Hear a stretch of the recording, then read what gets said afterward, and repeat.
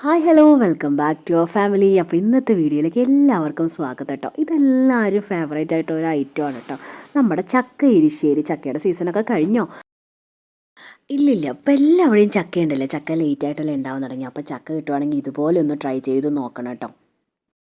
ചക്ക ആരുടെയെങ്കിലും കയ്യിലൊക്കെ കിട്ടുവാണെങ്കിൽ ഇതുപോലെയൊക്കെ ഒന്ന് ഉണ്ടാക്കി നോക്കണം കേട്ടോ. അടിപൊളി ടേസ്റ്റാണ്. അപ്പോൾ ഞാൻ ചെയ്യുന്നത് ചക്കേനെ ചെറുതാക്കിയിട്ട് അരിഞ്ഞെടുത്തിട്ടുണ്ട്. വൃത്തിയാക്കിയെടുത്ത ചക്കേനെ ചെറുതാക്കി അരിഞ്ഞെടുത്ത് കുക്കറിലാണ് ഞാനിത് വേവിച്ചെടുക്കണം. പിന്നെ നമ്മുടെ ചക്കക്കുരുവൊക്കെ ഉണ്ടെങ്കിൽ അതൊക്കെ ഇട്ടോ കേട്ടോ, നല്ല ടേസ്റ്റ് ആയിരിക്കും. ഈ ചക്ക വേവിച്ചതും ചക്കക്കുരുവൊക്കെ ഇടയിൽ കടിക്കുമ്പോൾ നല്ല ടേസ്റ്റ് ആയിരിക്കും. അപ്പോൾ ആവശ്യത്തിന് മഞ്ഞൾപ്പൊടി, മുളക് പൊടി, പിന്നെ ആവശ്യത്തിനുള്ള ഉപ്പ്, അതുപോലെ കുറച്ച് വെളിച്ചെണ്ണ ഒഴിച്ച് കൊടുക്കുന്നുണ്ട്. പിന്നെ കറിവേപ്പില, ആവശ്യത്തിനുള്ള വെള്ളം, അത്ര ഇട്ടിട്ട് നമുക്ക് ഈ ചക്കേനെ അങ്ങ് വേവിച്ചെടുത്താലോ. അപ്പോൾ പെട്ടെന്ന് വെന്ത് കിട്ടില്ലേ ചക്കയെല്ലാം. ഒരു വിസിലോ 2 വിസിലോ അത്ര മതിയായിരിക്കും എന്താണെങ്കിലും. അപ്പോൾ എല്ലാവരും വേഗം ചക്ക അങ്ങ് വേവിച്ചെടുത്തേ. പിന്നെ ഇത് ഈസി ആയിട്ട് പെട്ടെന്ന് ഉണ്ടാക്കാൻ പറ്റുന്ന ഒരു റെസിപ്പിയാണ് കേട്ടോ. അപ്പോൾ എല്ലാവരും ട്രൈ ചെയ്ത് നോക്കണം. പിന്നെ കുറച്ച് തേങ്ങ എടുത്തു, അതിലേക്ക് കുറച്ച് ജീരകം ഇട്ടിട്ട് ഒന്ന് ക്രഷ് എടുക്കുന്നുണ്ട്. നന്നായി അങ്ങ് അരയ്ക്കൊന്നും വേണം, ജസ്റ്റ് ക്രഷ് ചെയ്താൽ മതി കേട്ടോ. അപ്പോഴത്തേക്ക് നമ്മുടെ വിസിലൊക്കെ വന്ന് ചക്ക നന്നായി വെന്ത് വന്നു. അപ്പോൾ ഇതിന് നന്നായി ഒന്ന് ഉടച്ചൊക്കെ കൊടുക്കുക. ഇതൊരു പേസ്റ്റ് പോലെ ഉണ്ടാവുക. അപ്പോൾ ജസ്റ്റൊക്കെ ഒന്ന് ഉടച്ചൊക്കെ കൊടുക്കുക. ഉടച്ചു കൊടുത്തതിന് ശേഷം നമ്മൾ ചതച്ച് വെച്ചിരിക്കുന്ന തേങ്ങയും ജീരകത്തിൻ്റെ കൂട്ട് അങ്ങോട്ട് ചേർത്ത് കൊടുക്കുക. അപ്പോൾ തേങ്ങയൊക്കെ ഈ ചക്കയിൽ നന്നായി യോജിക്കട്ടെ. നമുക്ക് വേറൊരു പാൻ വെച്ച് കൊടുക്കുക. അതിലേക്ക് കുറച്ച് വെളിച്ചെണ്ണ ഒഴിച്ചു കൊടുക്കുക. ഇനി നമുക്ക് കടുകിട്ട് പൊട്ടിക്കുക. അതിനുശേഷം ചെറിയുള്ളി അരിഞ്ഞതും കുറച്ച് ഇഞ്ചിയും. ഈ ചക്കയ്ക്ക് ഗ്യാസൊക്കെ ഉണ്ടാവില്ലേ, അപ്പോൾ നമുക്ക് കുറച്ച് ഇഞ്ചി കൂടി ചേർത്ത് കൊടുക്കുക. അല്ലെങ്കിൽ ചുക്കുണ്ടെങ്കിൽ ചുക്ക് ചേർത്ത് കൊടുക്കാം.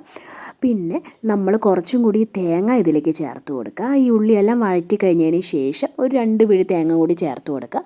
തേങ്ങ വറുത്ത് ചേർക്കുമ്പോഴാണ് കേട്ടോ ഇതിനൊരു അടിപൊളി ടേസ്റ്റ് വരുന്നത്. അപ്പോൾ തേങ്ങ നന്നായി വറുത്തെടുത്തിട്ടുണ്ട്. കറിവേപ്പിലയും വറ്റൽമുളകും എല്ലാം ഇട്ട് കൊടുക്കുക. എന്നിട്ട് തേങ്ങേനെ നന്നായി അങ്ങ് വറുത്തെടുക്കാം. ഉള്ളിയെല്ലാം നല്ലോണം മൂത്തതിന് ശേഷമാണ് തേങ്ങ ചേർത്ത് കൊടുത്തത്. തേങ്ങയെ നന്നായി അങ്ങ് വറുത്തെടുക്കണം. ഇനിയിപ്പോൾ അധികം എരിവൊന്നും ഇല്ല എങ്കിൽ വേണമെങ്കിൽ ഈ സമയത്ത് നമുക്ക് കുറച്ച് മുളക് പൊടിയൊക്കെ ചേർത്ത് കൊടുക്കാം കേട്ടോ. ഇപ്പോൾ ഇതാ കാണുമ്പോൾ തന്നെ മനസ്സിലാവുണ്ടല്ലോ, തേങ്ങയൊക്കെ നന്നായി ഫ്രൈ ആയി വന്നു. ഇനി നമുക്ക് ഈ ചക്കയിലേക്ക് അങ്ങ് ചേർത്ത് കൊടുക്കുക. അപ്പോൾ ഇത് അടിപൊളിയായിട്ട് ടേസ്റ്റി ആയിട്ട് ഈസി ആയിട്ട് ഉണ്ടാക്കാൻ പറ്റുന്ന നമ്മുടെ ചക്ക എരിശ്ശേരി റെഡി ആയിട്ടോ. എല്ലാവരും ട്രൈ ചെയ്ത് നോക്കണേ. എനിക്കത്ര ഇഷ്ടമുള്ള സാധനമൊന്നും ആയിരുന്നില്ല കേട്ടോ ചക്കരിശ്ശേരി. വീട്ടിലെല്ലാവർക്കും ഇവിടെ എല്ലാവർക്കും ഭയങ്കര ഇഷ്ടമാണ്. പക്ഷേ ഇതുണ്ടാക്കിയപ്പോൾ ഞാനും കുറേ അങ്ങ് കഴിച്ചു കേട്ടോ. നല്ല ടേസ്റ്റ് ഉണ്ടായിരുന്നു. പിന്നെ എന്ത് ഫുഡ് ഉണ്ടാക്കിയാലും ഹസ്ബൻഡ് എന്ത് പറയുമെന്ന് അറിയാൻ ഭയങ്കര ആകാംക്ഷയാണ് എനിക്ക്. അല്ലാതെ എല്ലാവർക്കും കാണുമല്ലോ, നമ്മളുണ്ടാക്കിയ ഫുഡ് നല്ലതാണെന്ന് കേൾക്കാൻ നമുക്ക് ഭയങ്കര ഇഷ്ടമായിരിക്കുമല്ലോ. അപ്പോൾ ഹസ്ബൻഡും പറഞ്ഞു അടിപൊളി ടേസ്റ്റാണ്. അപ്പോൾ എല്ലാവരും ട്രൈ ചെയ്ത് നോക്കണം കേട്ടോ.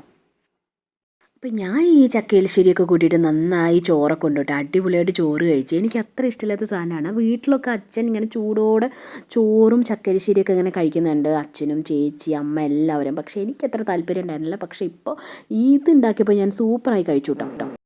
അപ്പോൾ നമുക്കിനി അടുത്ത വീഡിയോയിൽ കാണാം അല്ലേ. എന്നാൽ bye bye. Thank you for watching.